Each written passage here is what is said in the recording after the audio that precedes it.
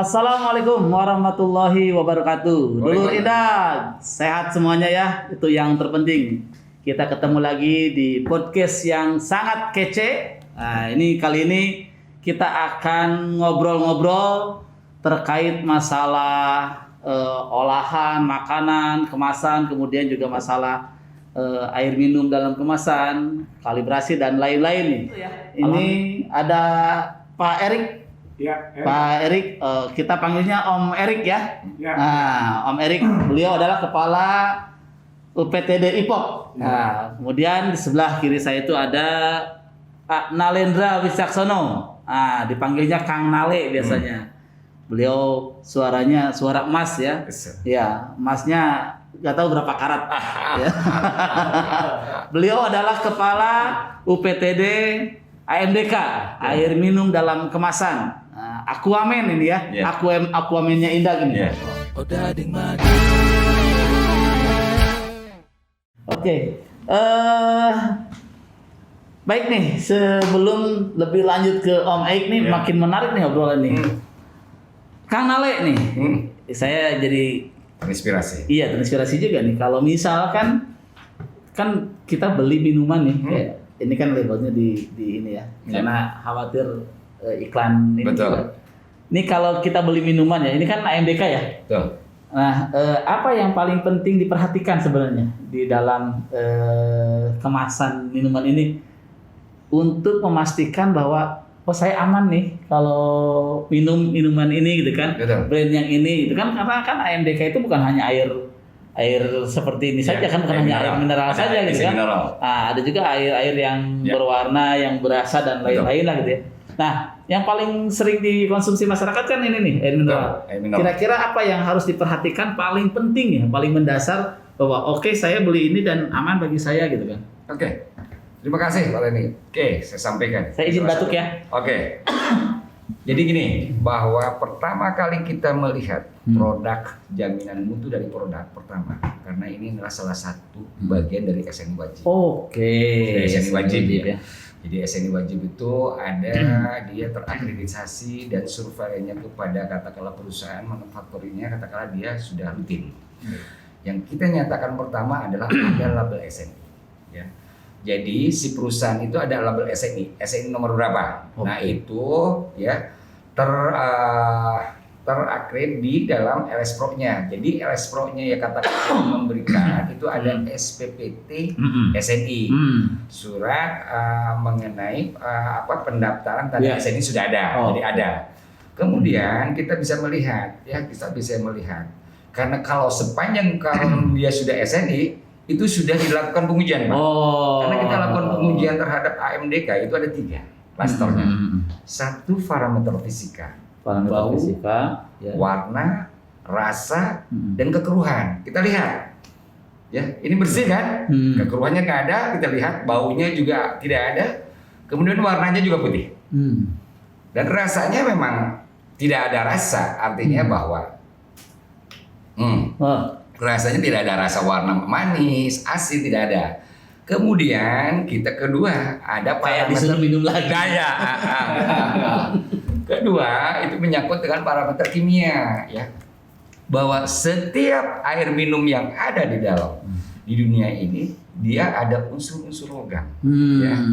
Ada seperti merkuri, seperti Fe, kemudian seperti magnesium, arsen dan sebagainya. Kita uji. Dan uji itu berdasarkan SAE 3553 2015 dan kita uji fisika, kimia, dan satu lagi mikrobiologi. Jadi dia tuh kita masukkan nanti Pak. Kita ada katakanlah lamina airflow ya. Kita masukkan udah ada bakterinya, ada jamurnya. Dan kita sampaikan di situ. Terlihat ya? Terlihat Pak. Kalau yang ada itunya ya, adanya, kita nanti dilihat bahwa ada E. coli-nya, ada Pseudomonas-nya, dan katakanlah ada hal-hal yang menyangkut dengan senyawa-senyawa yang lain. Nah kita uji dari keseluruhan uji yang berdasarkan SNI 3553 2015, kita tuh ada 35 parameter. Wih, banyak banget. Hebat ya. Bisa sampai jam berapa itu kalau kita ngebahas 35 parameter itu?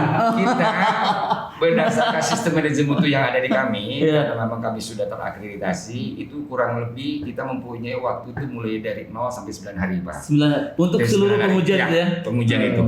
Dimulai datang, kita mau izin. Itu Kebayang yang pertama ya. 9 hari harus kita kerucutkan dalam berapa menit ya. Ya, betul. Ya paling tidak kayak ada pengkondisian ruangan, ada Oke, pengkondisian siap. dan lain sebagainya. Itu intinya kayak gitu. Jadi manakala memang saya berharap bahwa manakala memang itu sudah tercantum nomor SNI, jangan ragu.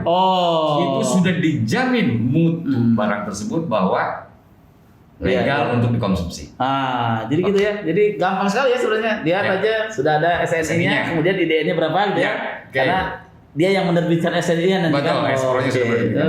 Kalau nggak ada SNI-nya jangan dibeli. Jangan dibeli dan jangan diminum bahaya. Ya. Ini ngomong-ngomong tadi ada SNI-nya nggak? Ada lah. Nah ini kan kita nggak boleh nyebut merek tertentu. Betul, gitu ya. siap. Dan satu hal lagi perlu saya sampaikan bahwa tujuan dari salah satu bagian pengujian nih Pak ya, pengujian dan standarisasi termasuk lingkup terkalibrasi adalah ada jaminan Pak. Pertama untuk meningkatkan ya jaminan mutu, proses produksi, kemudian juga si usahanya bersaing sehat.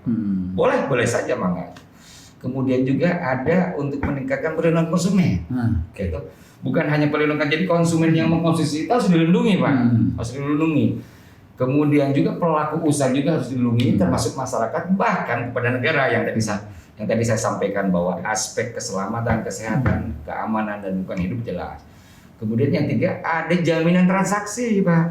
Jadi jaminan transaksinya itu dia legal. Si pelaku usaha bebas menjual setelah regulasinya, aturannya itu memang dilakukan sesuai dengan tupoksinya, tugasnya. Itu seperti itu. Makanya kepastian hukumnya jelas. Ya, baik, sip. Om nih, tadi ada yang saya kelewat kayaknya nih, menarik dalam masalah. Rasanya kalau dilihat ini kalau silakan. Bagus, ini. Jadi kita coba dengan odading ini. Ya, odading. Odading. Ini jaminan mutunya sudah dinyatakan sah? Ada label SNI ini. Ada ya labelnya ya. Oh di belakangnya ada. Ini SNI. Suka nongkrong di sini maksudnya. Ayo Pak. Karena odading suka nongkrong di sini. Baik. Sambil ngobrol ya, ngobrol. Kalau tersedak minum aja, nggak apa-apa lah. Baik, Om Eik nih,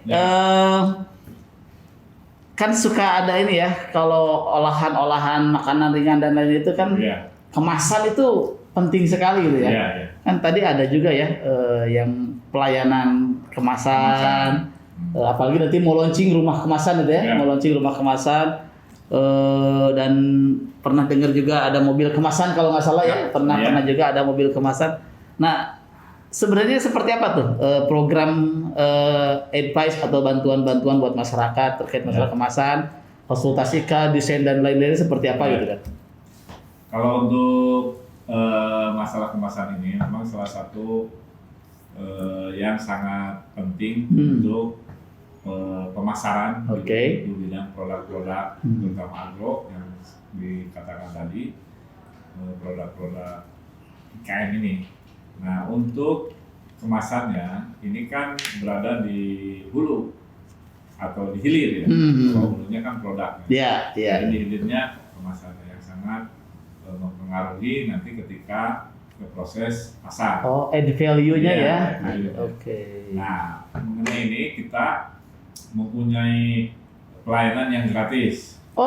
Gratis ya? Ya. Free ya? Free. Nggak dipungut biaya? Nggak dipungut biaya. Nggak dipinta biaya? Nggak minta biaya. Kalau dikasih, jangan diterima ya? Namanya juga free gitu kan? Sudah integritas. Gratis ya? Nah ini catat nih masyarakat. Jadi terkait masalah kemasan, teman-teman di IPOK itu siap memberikan layanan penuh secara gratis untuk konsultasi dan desain.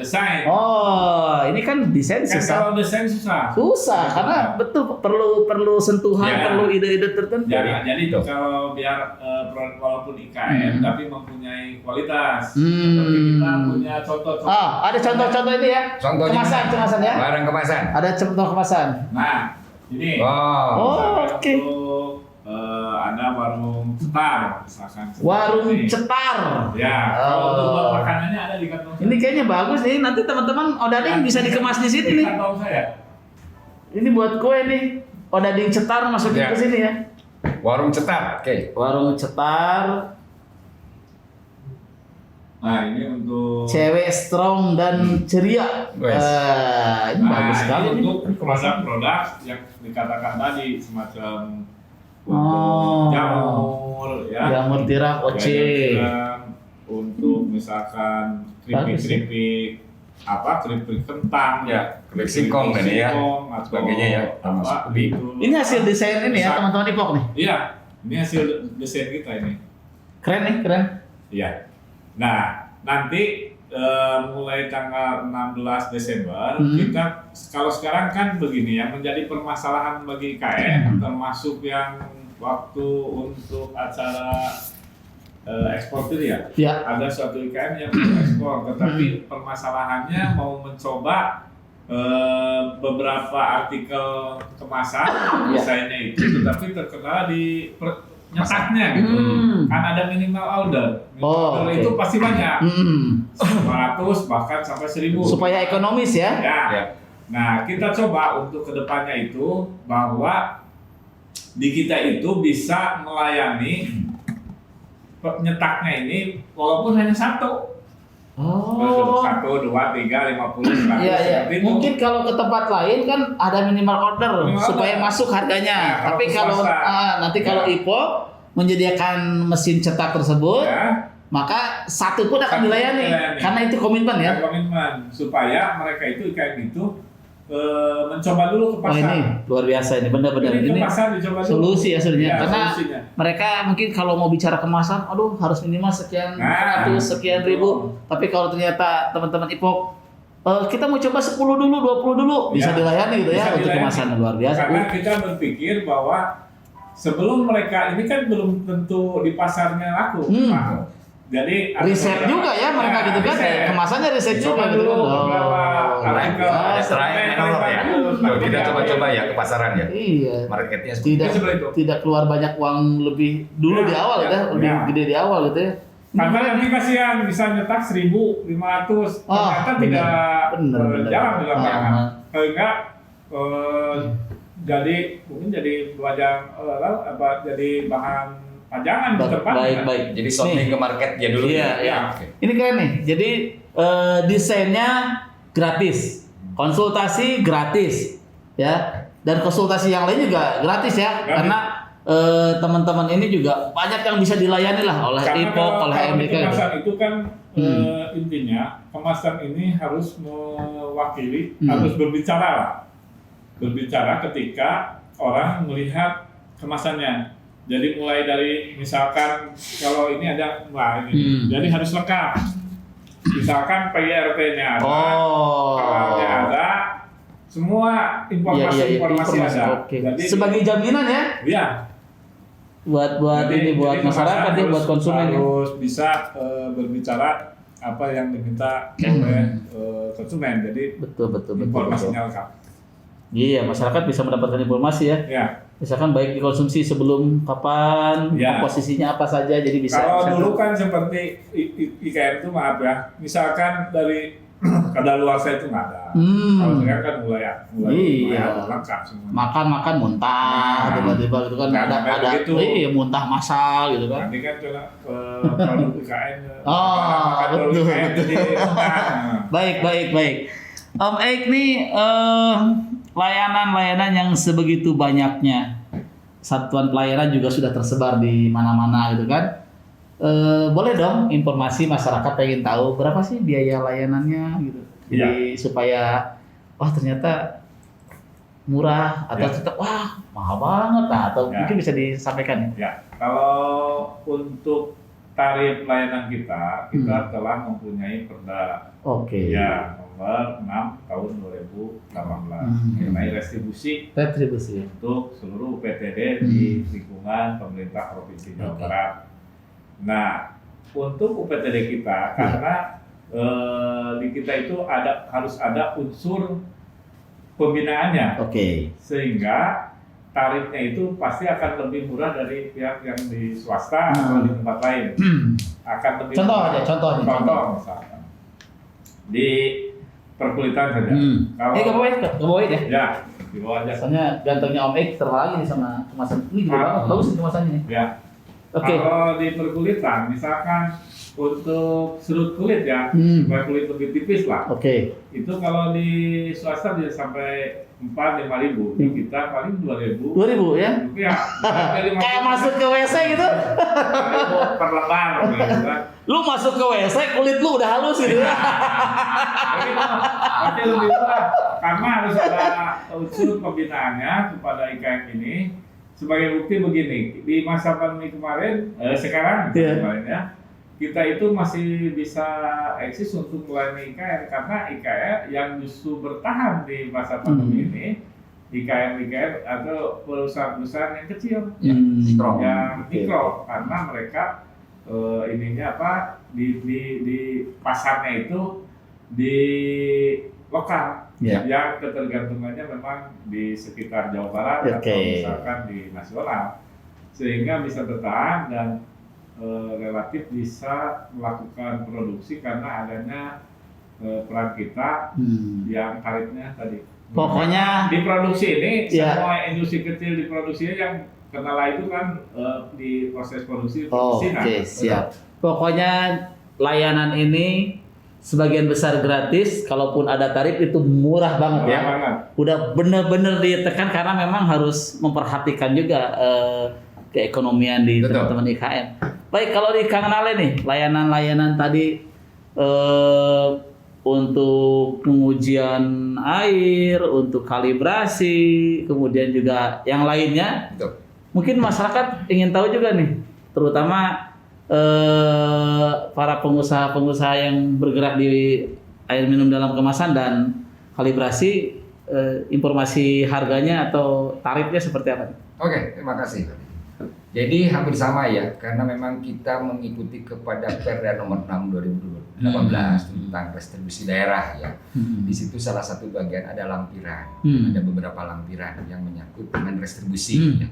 Kalau di kami itu ada pengujian, jadi pengujian yang tadi disebutkan ada fisika, kimia dan mikrobiologi, itu unsur-unsurnya kita jauh dari bawah dari teman-teman kita yang sepertinya sudah go lah, seperti BPIA ya, Balai Besar Industri Agro yang ada di Bogor ya. Kemudian juga apalagi kalau di swasta. Kemudian untuk yang kalibrasi kita juga murah, Pak. Kalibrasi murah ya? Kita juga murah ya, artinya lingkup apa aja tuh? Kita kalau untuk sementara ini yang Cirebon itu sudah lingkup ke massa sampai 20 kilo. 20 kilo. Mulai dari F1 ya kita sampai dengan M3 ya. Karena di masing anak timbangan itu ada klaster. Ada yang menyatakan itu dilihat dari tingkat kesulitan dan ketelitian. Kemudian juga di timbangan kita sampai dengan 20 kilo. Insya Allah ke depan, manakala memang ada anggaran, saya juga pengen menginginkan bahwa kita sampai dengan 1 ton lah. 1000 kilo ya, pengen gitu ya, supaya lebih greget lagi. Pengen mengkalibrasi berat badan gitu? Berat badan bisa. Benar nggak sih, saya 75 kilo jangan-jangan salah gitu kan? Kemudian ada lagi kita menyangkut dengan volume ya. Volume ya. Jadi volume itu ada gelas ukur, labu ukur, dan hingga kepada bejana ukur. Nah, bejana ukur yang selama ini menjadi salah satu bagian dari tara-tara ulang teman-teman kita, itu ada aturan dari Permendag bahwa untuk bejana ukur bukan merupakan satu alat ukur transaksi. Jadi kita bisa kalibrasi. Itu kalibrasi maksudnya. Kalibrasi. Kalau alat ukur transaksi itu lebih ke metrologi ya. Metrologi. Itu masalah transaksi. Jadi kalau kalibrasi ini irisannya di transaksi berarti ya? Ya, irisannya transaksi. Antara metrologi sama kalibrasi. Kalibrasi seperti kayak gitu. Ya. Ini biar ini juga masyarakat paham juga gitu. Betul, Saya ini kalau timbangan alat transaksi ini maksudnya kemana nih, kalibrasi atau metrologi? Nah, itu jadi udah jelas nih. Kalau udah ada gapnya itu adalah di transaksinya. Gapnya kalau umpamanya alat ukur itu dilakukan. Murah juga ya, layanannya ya, murah. Kita sama seharga seperti masuk ke WC juga. Jadi paling tidak kayak gini lah. Kita mempunyai satu moto bahwa kita tanggap. Respon apapun bentuknya, kemudian juga kita selalu melakukan kaji ulang dengan konsumennya. Jadi manakala katakanlah dia alat datang, Pak, kita lakukan dulu, kita verifikasi dulu alatnya ini, katakanlah dia katakanlah layak, katakanlah tidak, kita sampaikan ya. Jadi ada kaji ulang ya. Kemudian kita berikan verifikasi bahwa kita hanya kita hanya memutar distribusi. Kalaupun dia rusak, kita biasanya ada pihak-pihak ketiga yang silahkan saja. Kalaupun dari pihak katakanlah si konsumennya tidak bisa melakukan perbaikan, ya kita biasanya ada pihak ketiga. Itu seperti kayak gitu. Kang Ale, nyambung sedikit nih. Sekarang di masa pandemi ya, di masa pandemi. Kira-kira dari sisi pelayanannya seperti apa nih? Apakah klien mengalami penurunan kah? Atau mungkin ada inovasi layanannya seperti apa gitu kan untuk memberikan kepuasan kepada layanan tersebut? Pelanggan ya. Oke, terima kasih Pak. Jadi gini, di kondisi pandemi ini bukan hanya untuk urusan pariwisata saja ya, untuk urusan di IPOK saja, semua juga menyangkut esensinya ekonomi. Jadi teman-teman kita yang katakanlah pelanggan juga dia mensiasati. Di kami itu kurang lebih untuk tahun 2020 kemarin kurang lebih turun hingga 40%. Karena ya kita sudah gembor-gemborkan bahwa kami mempunyai satu lembaga yang sudah diakreditasi dan jaminan itu sudah berlambangkan. Jadi Komite Akreditasi Nasional yang memang kita disertakan di dalam sertifikat kalibrasi ya, bahwa itu jaminan mutu kami bahwa alat tersebut sudah dikalibrasi, bahwa katakanlah AMDK ini sudah diuji seperti kayak gitu. Atau ada layanan virtual gitu? Kita tidak bisa. Tidak bisa ya, karena alat karena wajib itu ya. Jadi gini, jadi kalibrasi itu membandingkan atau pengujian itu membandingkan standarnya dia, katakanlah standar acuan kita dengan alat yang diuji, yang didatakan oleh kita. Kita uji seberapa jauh dia mempunyai nilai konvensionalnya, seberapa jauh dia mempunyai nilai ketidakpastiannya. Seperti itu Pak. Kayak deviasi gitu ya? Deviasinya seperti kayak gitu. Om nih. Ini kan kayaknya jabar banget gitu ya. Yang dilayani itu dari komoditi yang benar-benar paling banyak di Jawa Barat. Di masa pandemi ini gimana nih?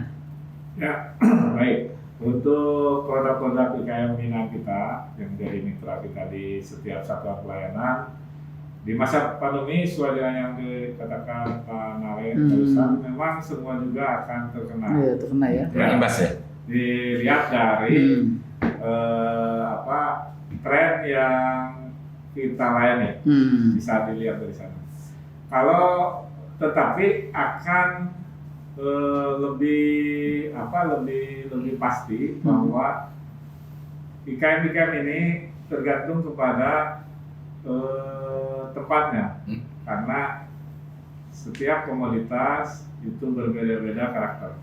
Baik dari sisi produksi maupun dari sisi pemasarannya. Nah, sebagai contoh kita bisa membandingkan lah dua tempat antara Garut untuk perkulitan, misalnya dari Cirebon untuk rotan. Nah, kalau di perkulitan akan menurunnya sangat tajam.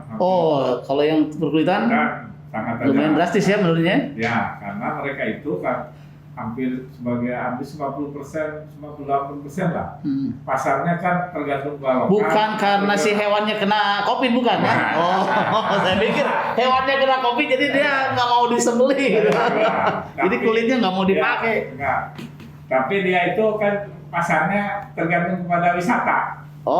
Iya, benar. Iya. Banyaknya adanya PPKM. Karena produknya kayak tas kayak gitu ya. Iya. Itu di tempat-tempat wisata. Pasti tempat wisata baik di Indonesia, tapi khususnya di Garut sendiri kan berkurang berarti, sehingga berpengaruh terhadap berhentinya IKM untuk sementara berproduksi. Kalau yang Cirebon? Nah, kalau di Cirebon kebetulan kan hampir 60-70% mereka itu ekspor.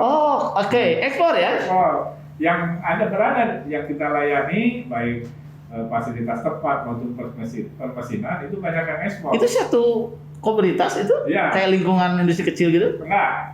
Satu sentra ya? Adanya di Tegalwangi yang besar itu dan Tegalsari.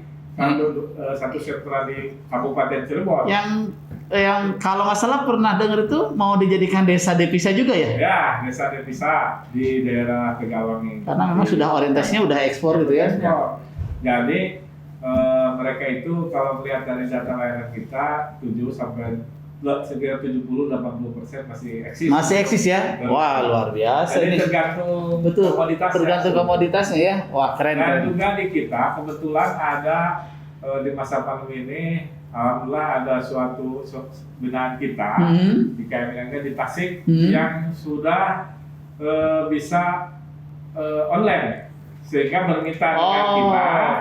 Pedagang online ini mereka itu bisa melayani IKM-IKM yang lain hampir sekarang itu udah hampir 50 IKM dia fasilitasi secara online.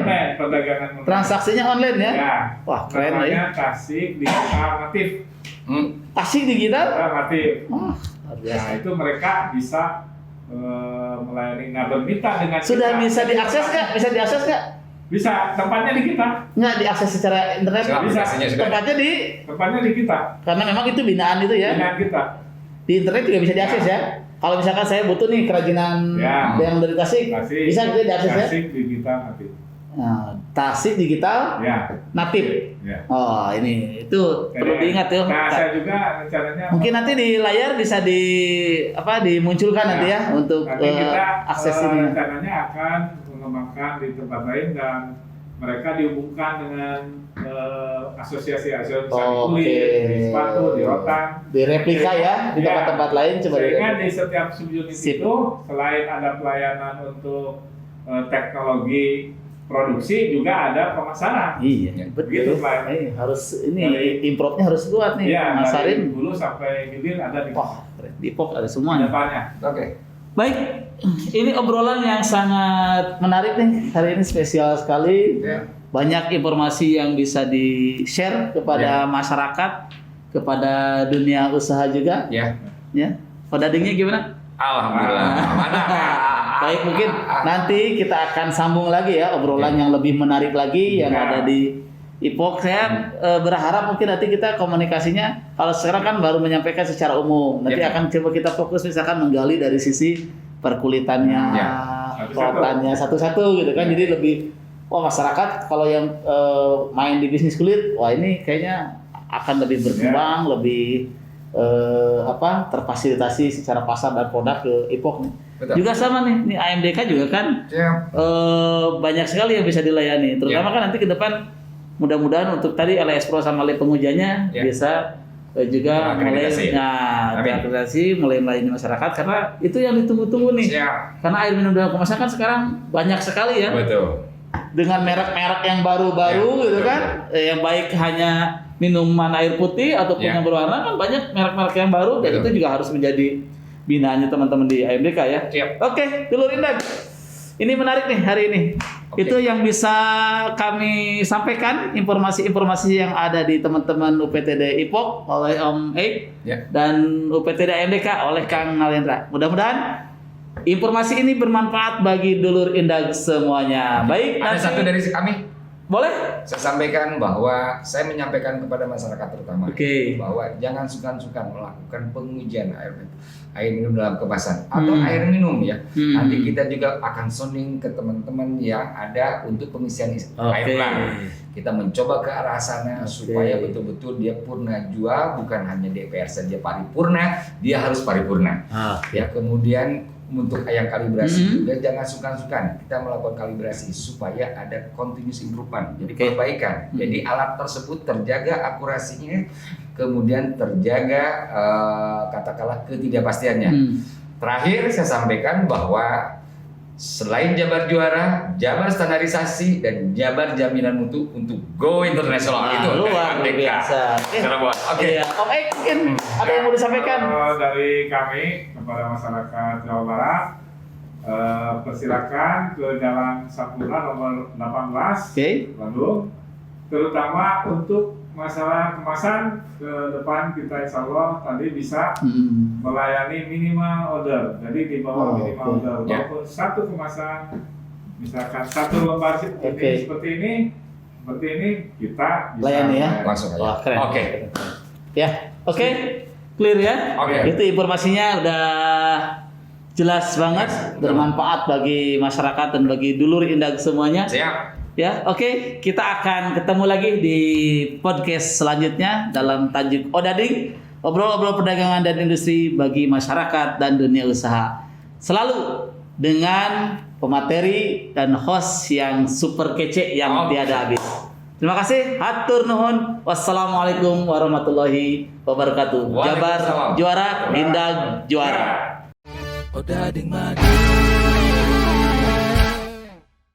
Daripada nggak laku-laku mas, mending saya makan sendiri. Nih satu buat mas. Oke, atuh nuh. Ngomong-ngomong mas, saya mau tanya kalau bikin kemasan di mana ya? Nggak tahu. Tonton terus di YouTube Disperindak Jabar, di podcast Odading Madu. Dulur Indah, jangan lupa like, comment, subscribe di YouTube Disperindak Jabar. Jabar juara, Indah juara.